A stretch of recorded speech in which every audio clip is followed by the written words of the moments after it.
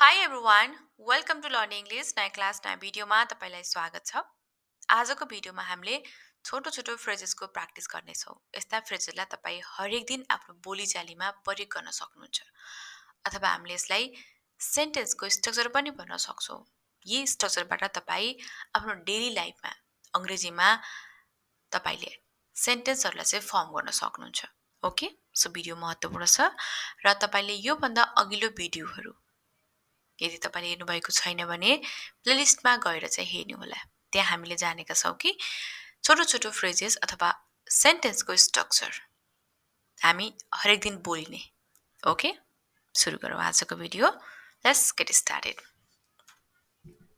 Make sure make sure make sure भनेको चाहिँ निश्चित गर्नुहोस् पक्का गर्नुहोस् ढुक्क हुनुहोस् होइन तपाईँले बोल्नु पऱ्यो भने चाहिँ मेक स्योर जस्तो तपाईँ घरभन्दा बाहिर निस्किँदै हुनुहुन्छ भने निश्चित गर त पक्का गर ढोका लाग्यो कि लगाएनौ होइन ढोकामा तालचा लगायो कि लगाएनौ तिमीले आफ्नो पर्स राख्यो कि राखेको निश्चित गर भनिन्छ नि ढुक्क हौ भनेर चाहिँ सो त्यसको लागि तपाईँले make sure okay make sure that you lock the door make sure that you lock the door निश्चित गर्नुहोस् कि तपाईँले ढोका बन्द गर्नुभयो ओके आइएम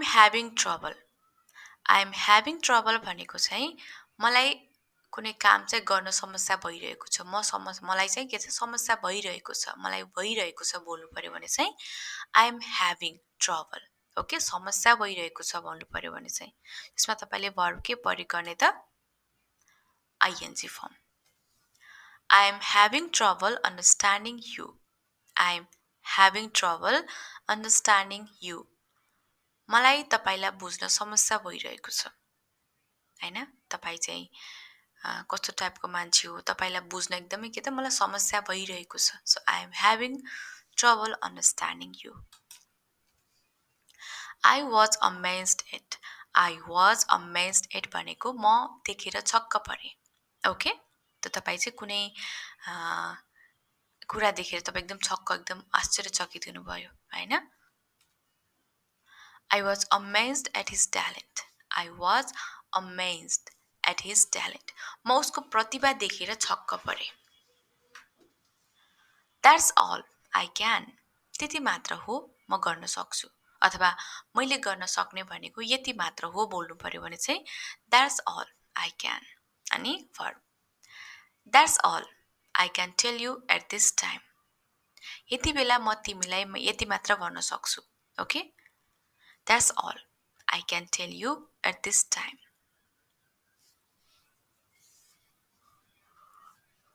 I must भनेको म गर्नै पर्छ अथवा मैले गर्नै पर्छ I must अनि verb. I must take care of my health. I must take care of my health. मैले आफ्नो स्वास्थ्यको ख्याल गर्नै पर्छ I must take care of my health. I am satisfied with भनेको म सन्तुष्ट छु तपाईँ चाहिँ कुनै कुराबाट सन्तुष्ट हुनुहुन्छ भने आई एम सेटिस्फाइड विथ म तपाईँसँग म तिमीसँग सन्तुष्ट छु बोल्नु पर्यो I am satisfied with you म मेरो कामसँग सन्तुष्ट छु होइन I am satisfied with my work तपाईँ चाहिँ केबाट सेटिस्फाई हुनुहुन्छ सन्तुष्ट हुनुहुन्छ त त्यसको बारेमा तपाईँले यदि बोल्नु पर्यो भने चाहिँ हामीले के प्रयोग गर्ने त I am satisfied with what I have I am satisfied with what I have. मसँग जे छ त्यसमा म सन्तुष्ट छु हैन आफूसँग जे छ हामी त्यसैसँग नै के हुनुपर्छ सन्तुष्ट हुनुपर्छ राइट सो तपाईले चाहिँ मसँग जे छ म त्यसमै सन्तुष्ट छु म त्यसमै खुसी छु बोल्नु पर्यो भने चाहिँ I am satisfied with what I have. I will be भनेको म हुनेछु I will be there soon. म त्यहाँ छिट्टै हुनेछु I will be there soon. Don't make me भनेको चाहिँ मलाई नबनाऊ ओके मलाई नगराऊ मलाई नबनाऊ भन्नु पर्यो भने चाहिँ don't make me ओके, जस्तो डोन्ट मेक मी एङ्ग्री पनि भन्न सक्नुहुन्छ होइन, मलाई रिस उठाउन नगराऊ भनेर चाहिँ। सो तपाईँले चाहिँ कुनै वर्ब राख्न पनि सक्नुहुन्छ, एड्जेक्टिभ राख्न पनि सक्नुहुन्छ, नाउन पनि राख्न सक्नुहुन्छ। Okay, so don't make me, don't make me say it twice, don't make me say it twice, मलाई यो दुईपटक भन्ने नबनाऊ,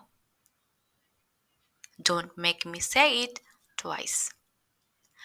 I can hardly, I can hardly, म मुस्किलले गर्न सक्छु, कुनै काम तपाईँले एकदमै सायदै होइन एकदम मुस्किलले गर्न सक्छु बोल्नु पर्यो, I can hardly, I can hardly hear you, I can hardly hear you, मैले तपाईँलाई मुस्किलले सुन्न सक्छु, I can hardly hear you. You must be, you must be भनेको तपाईँ पक्कै हुनुपर्छ, तपाईँले चाहिँ गेस गर्नुहुन्छ, तपाईँ कुनै कर्मचारी सरी तपाईँ कुनै अफिसमा जानुभएको छ होइन, त्यहाँ तपाईँले चाहिँ के देख्नुहुन्छ त, कोही काम अराइरहेको कसैलाई चाहिँ आफ्नो इम्प्लोइहरूलाई चाहिँ काम कसैले अराइरहेको छ भने चाहिँ पक्कै पनि के त यहाँको म्यानेजर हुनुपर्छ सोच्नुहुन्छ नि, यो त्यस्तो अवस्थामा यु मस्ट बी। अनि त्यस्तै तपाईँको साथीले सधैँ साइकलमा आउने अनि बाइकमा आउन थाल्यो भने यसले पक्कै गाडी किनेको हुनुपर्छ, बाइक किनेको हुनुपर्छ होइन, त्यसको लागि तपाईँले you must be. Okay, you must be joking, तपाईँ पक्कै मजाक गर्दै हुनुहुन्छ, you must be joking.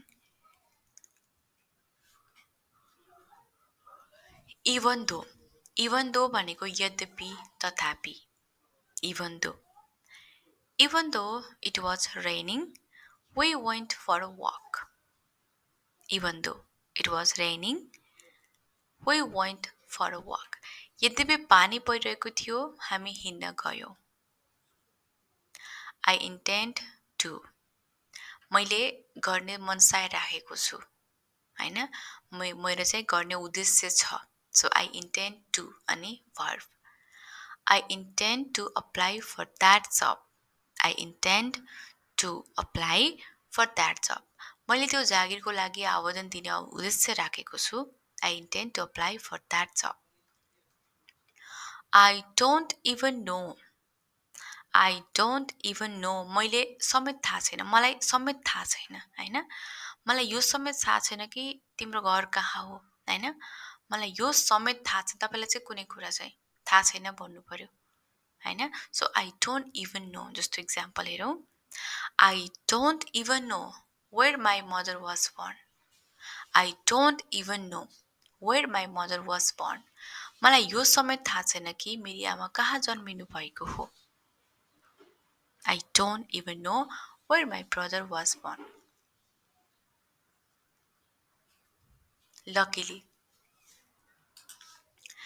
Luckily भनेको भाग्यवश, okay, भाग्यवश luckily I had enough money to buy the ticket, luckily I had enough money to buy the ticket, भाग्यवश मसँग ticket किन्न पर्याप्त पैसा थियो, luckily I had enough money to buy the ticket. I also भनेको म पनि वा मैले पनि हैन, I also have some important work to do, I also have some important work to do, मैले पनि केही महत्त्वपूर्ण काम गर्न बाँकी छ, I believe भनेको म विश्वास गर्दछु, I believe in the power of hard work, I believe in the power of hard work, म कडा परिश्रमको शक्तिमाथि विश्वास गर्दछु, तपाईले म विश्वास गर्दछु हैन कुनै कुरामा, I believe in God, म भगवानमा विश्वास राख्छु भनिन्छ नि, सो म तपाईलाई चाहिँ के कुरामा विश्वास लाग्छ त, सो म विश्वास गर्दछु त्यसको लागि तपाईलाई I believe, okay, I believe in the power of hard work, म कडा परिश्रमको शक्तिमाथि विश्वास गर्छु, okay, so all right भनेको ठीक छ, all right let's try it again, all right let's try it again, ठीक छ फेरि प्रयास गरौँ, every time हरेक पटक, every time I try to call him he's busy. Every time I try to call him, he's busy. हरेक पटक मैले उसलाई फोन गर्न प्रयास गर्छु ऊ व्यस्त हुन्छ. हरेक पटक मैले उसलाई फोन गर्न प्रयास गर्छु ऊ व्यस्त हुन्छ. Every time I try to call him, he's busy.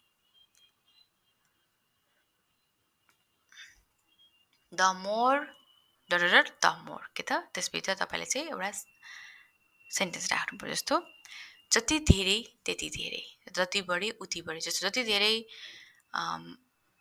के गर्ने त पैसा हैन, जति धेरै तपाईसँग जति छ त्यति धेरै नै चाहनुहुन्छ. तपाईसँग जे कुरा जति धेरै छ तपाई त्यति अझै बढी चाहनुहुन्छ भन्न खोजेको. मान्छे जस्तो पैसा जसँग धेरै छ त्यसलाई अझै धेरै चाहिरहेको हुन्छ नि हैन. त्यसैगरी तपाईँ मान्छेलाई जति धेरै चाहिन्छ छ त्यसको त्यति नै धेरै चाहिन्छ भन्न खोजेको. जति धेरै उति धेरै भन्दाखेरि चाहिँ. Okay, so the more you have the more you want. तपाईसँग जति धेरै हुन्छ त्यति नै धेरै चाहनुहुन्छ हैन. सो मान्छेसँग जति धेरै आफूसँग छ र पनि के त उसले अझै बढी भए हुन्थ्यो भन्ने चाहना राख्छ नि त हैन. So the more you have the more you want. Okay, don't forget भनेको बिर्सनु हुँदैन. नबिर्सनुहोस्, नभुल्नुहोस्. Don't forget to take your medicine. Don't forget to take your medicine. आफ्नो औषधि लिन नबिर्सनुहोस्. आई एक्सिडेन्टली भनेको चाहिँ मैले अन्जानमा अथवा म संयोगवश, गल्तीले, भुलवश भन्नु पर्यो भने चाहिँ आई एक्सिडेन्टली. ओके, सो कुनै काम तपाईँले जानी नभएर चाहिँ अन्जानमा तपाईँले गल्तीले, भुलवश, संयोगले गर्नुहुन्छ भने आई एक्सिडेन्टली भन्ने. जस्तो I accidentally broke the vas. I accidentally broke the vase. मैले अन्जानमा फुलदान फुटाइदिएँ. I am grateful to. म आभारी छु, म कृतज्ञ छु. I am grateful to you. म तपाईप्रति आभारी छु. I am grateful to you. I am apologize for. म माफी चाहन्छु. I am apologize for being late. ढिलो भएकोमा म माफी चाहन्छु. I am apologize for being late. I think भनेको मलाई लाग्छ. I think that's a great idea. मलाई लाग्छ त्यो राम्रो विचार हो. I think that's a great idea. It's very unlikely that. यो धेरै असम्भव छ कि. ओके, सम्भावना छैन, धेरै नै सम्भावना छैन, हुनै सक्दैन भन्ने टाइपको गर्दाखेरि चाहिँ it's very unlikely that he will arrive on time. यो धेरै सम्भावना छैन कि ऊ समयमै आइपुग्नेछ. ओके, यो असम्भव छ, यो धेरै असम्भव छ कि ऊ समयमा आइपुग्नेछ. It's very unlikely that he will arrive on time. As I भनेको म जस्तै. As I told you before, I have no choice. मैले पहिले नै भने चाहिँ मसँग कुनै विकल्प छैन. As I told you before, I have no choice. I'm on my way to. म मेरो गन्तव्यतर्फ जाने क्रममा छु. I'm on my way to. I'm on my way to meet my friends. म मेरा साथीहरूलाई भेट्न जाने क्रममा छु. I'm on my way to meet my friends. I'm planning to भनेको चाहिँ म योजना बनाएको छु अथवा मैले योजना बनाउँदैछु. I'm planning to buy a new laptop soon. I am planning to buy a new laptop soon. मैले चाँडै नयाँ ल्यापटप किन्ने योजना बनाएको छु अथवा योजना बनाउँदैछु. I am planning to buy a new laptop soon. मैले चाँडै नयाँ ल्यापटप किन्ने योजना बनाउँदैछु अथवा म चाँडै नै विदेश भ्रमण गर्ने योजना बनाउँदैछु. म चाँडै नै अथवा मैले चाहिँ नयाँ बिजनेस सुरु गर्ने योजना बनाउँदैछु होइन, तपाईँले कुनै केही योजना बनाउँदै हुनुहुन्छ, बनाएको छु बोल्नु पऱ्यो भने आई एम प्लानिङ। ओके, यस्तो चाहिँ तपाईँले प्रयोग गर्ने। सो फार भनेको अहिलेसम्म, अहिलेसम्म। Okay, so far I have told no one, अहिलेसम्म मैले कसैलाई भनेको छैन। So far I have told no one.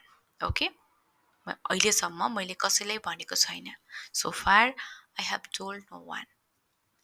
It's impossible to, okay, it's impossible to, यो सम्भव छैन भनेको। ओके, यो असम्भव छ कि। It's impossible to finish this task in 1 hour. It's impossible to finish this task in 1 hour. यो कार्य 1 घण्टामा समाप्त गर्नु सम्भव छैन। ओके, सो इट्स इम्पोसिबल, यो सम्भव छैन भन्नु पर्यो भने इट्स इम्पोसिबल। सो कुनै कामको यो काम चाहिँ हामीले गर्न सम्भव छैन भन्नु पर्यो भने चाहिँ इट्स इम्पोसिबल टु भर्बको प्रयोग गर्ने है त। जस्तो finish this task in 1 hour, यो कार्य 1 घण्टामा समाप्त गर्नु सम्भव छैन, यो सम्भव छ। Okay, that's all for today. तपाईँलाई यो भिडियो कस्तो लाग्यो, तपाईँलाई मन पर्यो, राम्रो लाग्यो भने लाइक गर्नुहोला, सेयर गर्नुहोला। Okay, thank you so much for watching.